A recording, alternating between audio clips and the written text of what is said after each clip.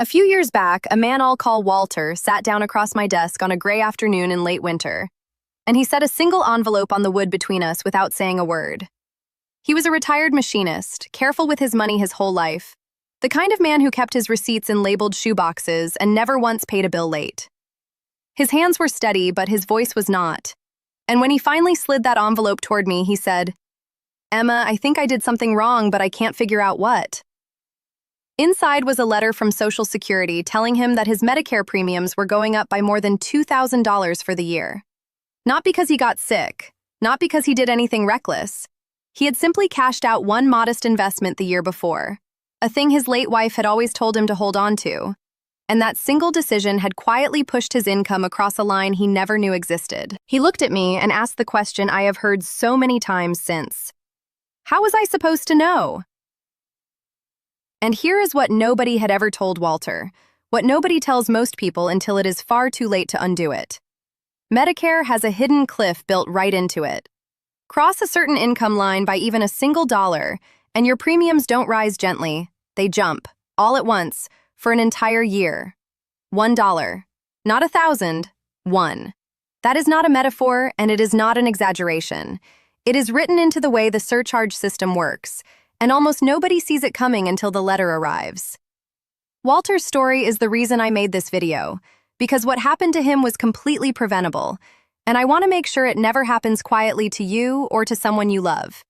So sit with me for a while, and let me tell you everything I wish I could have told Walter before he opened that letter. Let me introduce myself properly, because you deserve to know who is talking to you before you take any of this to heart. My name is Emma Smith, and I am a state bar licensed estate attorney with more than 15 years spent sitting with families exactly like Walter's, untangling the quiet mistakes that the system never warns anyone about. In those years, I have read more of these letters than I can count, and I have watched good, careful people lose real money to a rule they had every right to know about and never did. I want to be completely honest with you about what I get out of making this. Nothing on the sales side, and I mean that plainly. I do not sell Medicare plans. I do not sell insurance or investments. I do not earn a commission whether you act on this or ignore it. I don't make a single dime from your decisions here. My only reason for sitting in front of this camera is that I could not save Walter in time, and I would very much like to reach you while there is still time. And because I am a lawyer but not your lawyer, please verify everything I tell you against Social Security and a licensed tax professional before you act on your own situation. Because once you have seen this happen to one Walter, you start seeing it everywhere. Over 15 years, I noticed a pattern so consistent, it stopped feeling like coincidence and started feeling like a design flaw. The people who got hit by this were almost never the wealthy in any real sense. They were ordinary retirees who had one unusual year. Someone sold a house that had gone up in value over 4 decades. Someone took a large withdrawal from a retirement account to help a grandchild through school. Someone lost a spouse and suddenly found their same income was now being measured against a single person's threshold instead of a couple's. In every case, the tax return looked, for one strange year, like the return of a rich person, even though the person sitting in front of me was anything but. And the cruelest part is the timing. This surcharge is calculated on your income from 2 years ago, so the letter arrives long after you could have done anything about the choice that caused it. The rule has a bureaucratic name, and I want you to know it so it stops being invisible. It is called IRMAA, the Income-Related Monthly Adjustment Amount, and it is the surcharge that gets added to your Medicare Part B and Part D premiums once your income crosses certain lines. Now I need to stop and speak to 2 people watching who are both about to make the same mistake. The first says, "My income is modest. This is a rich person's problem. It has nothing to do with me." Please do not tune out, because a single unusual year, one home sale, one big withdrawal, can drop an ordinary person straight into this trap for 12 months. The second person says, "I'm comfortable, I'll just pay it, it's not worth my attention." I understand, and yet the highest earners can pay over $6,900 per person in surcharges in a single year, and a great deal of that is often avoidable with planning. Neither the modest saver nor the comfortable retiree is safe from this simply by virtue of their income. It is the shape of one year that catches you, not the size of your life. So let me tell you the first thing I wish I could have told Walter before he sold that investment. The IRMAA line is a true cliff, not a gentle slope. And understanding that single fact changes everything about how you plan. Here are the real 2026 numbers so you can see the edge clearly. The standard Part B premium in 2026 is $202.90 a month, and that is what most people pay. But the moment your income from 2 years earlier crosses $109,000 as a single filer, or $218,000 as a married couple filing jointly, a surcharge gets stacked on top. Those thresholds come straight from Medicare and CMS. And this is the part Walter never grasped. If you land even $1 over that $109,000 line, you do not pay a surcharge on just that $1. You get pushed into the entire next bracket, and the surcharge applies to your whole premium for the full year. $1 of income can trigger many hundreds of dollars in added cost. That is the cliff, and it is why precision matters so much here. Let me put real dollars on that first step off the cliff, because abstraction is what got Walter. In 2026, once a single filer crosses that $109,000 threshold, the Part B surcharge in the first bracket adds roughly $81 a month on top of the standard premium, bringing that monthly Part B cost to around $284. Then there is a separate Part D drug surcharge layered on as well, adding more still. Across a full year, that first bracket alone can mean well over $1,000 in extra premiums you would not have paid if your income had come in just under the line. And remember, nobody at Social Security is going to call you in advance to warn you that you are about to cross it.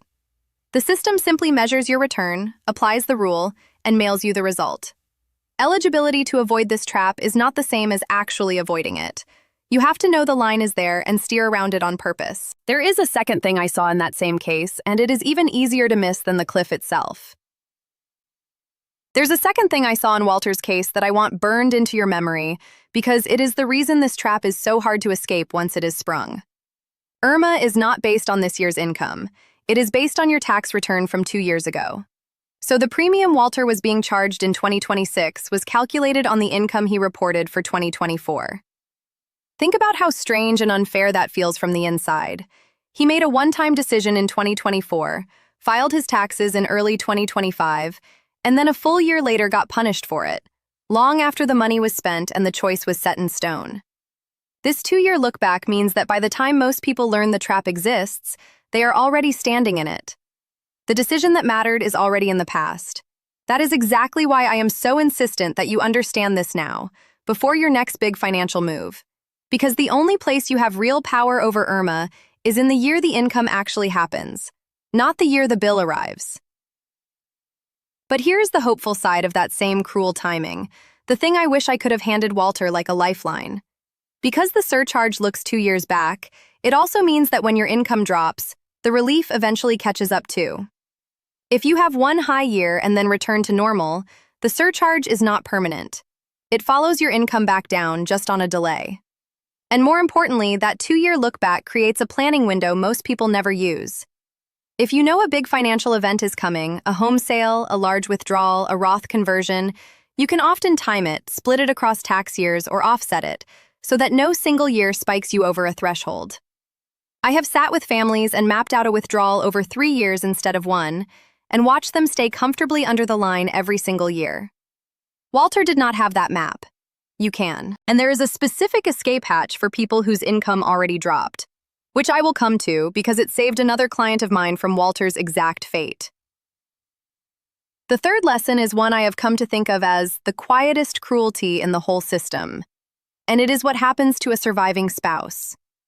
When one partner in a marriage passes away, the survivor grieves, and then, often within a year or two, they discover that their tax situation has changed in a way nobody warned them about. As a married couple, their income was measured against that $218,000 threshold. But now, filing as a single person, that very same income, sometimes even a reduced income, is measured against the $109,000 line instead. The threshold was cut nearly in half overnight, while their income did not fall by nearly as much. I have watched widows and widowers get an IRMAA letter in the mail during the hardest year of their lives, utterly baffled about what they did wrong. The answer is that they did nothing wrong. The system simply moved the line under their feet at the worst possible moment. If you are married, this is a conversation the two of you need to have while you both can. So what could I have told that grieving family if they had come to me before instead of after? A few real things. First, in the year a spouse passes, and often the year after, there may be filing options and timing choices that soften the blow, which is exactly why a survivor should sit with a tax professional early rather than waiting for a letter. Second, the survivor may qualify for that appeal I keep mentioning, because the death of a spouse is one of the specific life-changing events Social Security will consider. And third, the higher-earning spouse's financial decisions, when to take withdrawals, whether to convert accounts, echo forward onto the survivor long after they are gone, so those choices should be made with the survivor's future thresholds in mind. None of this is automatic. Social Security will not proactively adjust anything out of sympathy. The survivor, or someone helping them, has to know the relief exists and go claim it. That theme keeps returning in everything I do, because it is the truest thing I know about these systems. What you are owed and what you receive are two different things, separated only by whether you act. The fourth thing I wish someone had explained to Walter is what actually counts toward that income line, because the number Medicare uses is not the number most people carry in their heads. The measure is called Modified Adjusted Gross Income, and it is broader than just your salary or your Social Security. It includes your taxable retirement withdrawals, your capital gains from selling investments or property, your dividends and interest, and here is the one that surprises everyone. It adds back in your tax-exempt municipal bond interest too. So the very bonds people buy specifically because the interest is tax-free still count against you for IRMAA purposes. Walter had assumed that because his investment felt modest, the sale could not possibly matter. But a capital gain on something held for decades can be large, and it lands in your income all in 1 year. Understanding what counts is the difference between being surprised by the cliff and seeing it from a mile away. Before any big financial move, you or your tax preparer should estimate your modified adjusted gross income for that year and check it against these lines. And once you understand what counts, you start to see the levers you can actually pull, the ones Walter never knew he had. If you give to charity, qualified charitable distributions made directly from a retirement account can satisfy your required withdrawals without adding to your countable income. Spreading a large withdrawal across several tax years instead of taking it all at once can keep each year under the threshold. Being thoughtful about the timing of a home sale, especially understanding the capital gains exclusion on a primary residence, can keep a windfall from becoming an IRMAA event. Even the choice of which accounts to draw from first in retirement can shape your income picture for years. I am not telling you which of these fits you, because that depends entirely on your own numbers. And this is precisely where a licensed tax professional or fee-only financial planner earns their keep. What I am telling you is that these levers exist, they are legal, and they are ordinary planning, not trickery. Walter would have used every one of them if a single person had shown them to him in time. The fifth lesson is the one that could have changed everything for Walter, and it is the one almost nobody knows to use. If your income has already dropped because of a specific life event, you do not have to just accept the surcharge that was calculated on your old, higher income. You can appeal it. The form is called SSA 44, the Medicare Income-Related Monthly Adjustment Amount Life-Changing Event Form, and you can get it directly from ssa.gov or from your local Social Security office. Social Security recognizes a specific set of life-changing events that qualify, and they are exactly the situations that catch ordinary people. Retirement or work stoppage, the death of a spouse, divorce, a reduction in work hours, the loss of income-producing property. If one of those things happened to you and your current income is lower than the 2-year-old return they used, you fill out that form, attach your proof, and ask them to recalculate your premium based on your real current situation. People overpay for a full year simply because they never learned this form exists. Let me walk you through exactly how that appeal works, because a form is only useful if you know how to fill it out. On the SSA 44, you first identify which life-changing event applies to you, and you choose the one that fits, whether that is work stoppage from retiring or the death of a spouse. Then you estimate your reduced income for the current year, and you provide documentation supporting both the event and the new income figure. Things like a death certificate, a letter from a former employer confirming retirement, or a signed statement of your expected income. You can mail or fax the completed form with your evidence to Social Security, or bring it to your local field office in person. And I generally advise keeping a copy of everything you submit. If they approve it, they recalculate your premium using your real, lower income, and the surcharge comes down accordingly. This is not a favor, and it is not a loophole. It is a right built into the program specifically for people in your situation. Walter qualified for this and never filed it because no one told him it was there. Let me tell you about someone the story ended differently for. A woman I'll call Harriet, a retired nurse from Pennsylvania, because her case is the mirror image of Walter's. Harriet came to me not after the damage was done, but right as she was about to retire, and that timing made all the difference. Her final working year had been a high one, full of overtime and a payout of unused leave, so her income for that year looked far larger than the quiet retirement income she was about to live on. 2 years later, that big final year number was going to be the one Medicare used to set her premiums, and she was staring down a surcharge of well over $1,000, calculated on money she was no longer earning. But because she came early, we had time. We prepared her SSA 44 the moment she stopped working, documenting her retirement as the life-changing event and her true reduced retirement income. She filed it, Social Security recalculated, and the surcharge simply melted away before it ever cost her a cent. The only difference between Walter and Harriet was time and knowledge. Same trap, same rules, same government, two completely different endings. Walter learned about the cliff after he had already fallen off it, when the only thing left to do was grieve the money. Harriet learned about it while she was still standing at the edge, and so she simply stepped around it. That contrast is the whole reason I keep doing this work, because the trap does not discriminate based on how careful or how deserving you are. It only responds to whether you understood it in time. Harriet was not smarter than Walter, and she was not luckier in any cosmic sense. She just happened to sit across from someone who told her about a form and a threshold before her decisions were locked in. My hope is that this video does for you what that meeting did for Harriet, that it reaches you at the edge of the cliff rather than at the bottom of it, because everything I have described is far easier to prevent than to reverse. If you take nothing else from our time together today, take this one thing.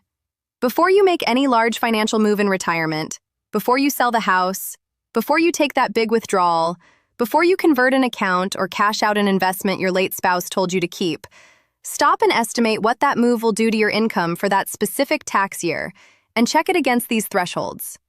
That single pause, that one conversation with a tax professional before you act rather than after, is the difference between Walter and Harriet. It costs you nothing but a little humility and a phone call, and it can save you thousands of dollars and an entire year of that sick feeling Walter carried into my office. The Medicare income trap is not powerful because it is complicated. It is powerful because it is invisible, and because it looks backward in time. Once you can see it, and once you know to look before you leap, it loses almost all of its power over you. Please, be the person who checks first. And let me add the honest caveat that a good advisor always adds, because your situation is yours alone, and mine is only a map, not the territory. The exact thresholds, surcharge amounts, and brackets are adjusted each year, so before you rely on any specific number I have given you, confirm the current figures directly at medicare.gov or ssa.gov, or with a licensed tax professional who can look at your actual return. I have given you the 2026 numbers as accurately as I can, but rules change, and your particular mix of income, filing status, and life events can shift what applies to you in ways no general video can capture. The principles hold steady even when the numbers move. The cliff is real, the look back is 2 years, filing status matters enormously, tax-exempt interest still counts, and the appeal exists for people whose lives have changed. Hold on to those truths and verify the specifics against the official source before you act. That combination, understanding the shape of the trap and confirming the current numbers, is exactly what keeps you safe. To make all of this something you can actually use rather than just something you watched, I have put together a free one-page Medicare income trap worksheet that you can print and keep with your financial papers. It lays out, in plain language, the current income thresholds where the cliff sits, a simple checklist of what counts toward your modified adjusted gross income so nothing surprises you, the list of life-changing events that qualify you to appeal, and the exact name and source of the SSA 44 form, along with where to send it. It also has a short set of questions to ask yourself, or your tax preparer, before any big financial move. The same questions I would have asked Walter if he had come to me first. It costs nothing. And as I told you at the start, I do not make a dime from any of this. There is no product behind it and no catch.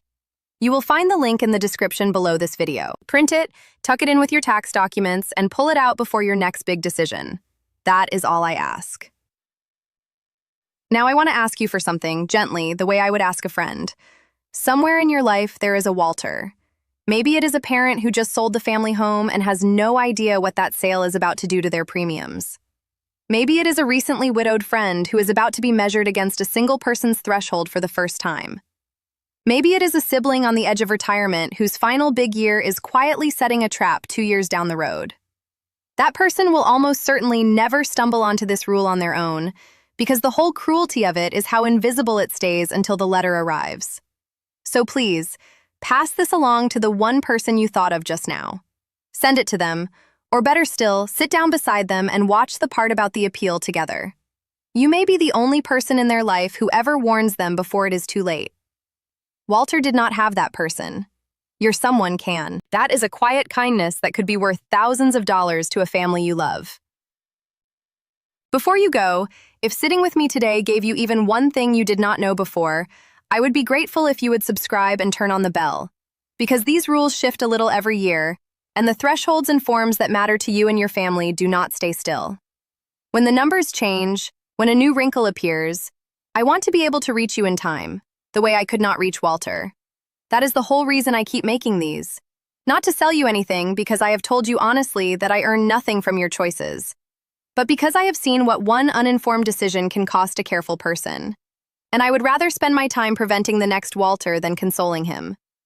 So thank you for staying with me through all of this. Go check your income before your next big move.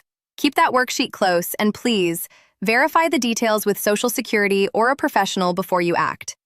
I am Emma Smith. Take care of yourself, take care of the people you love, and I will see you next time.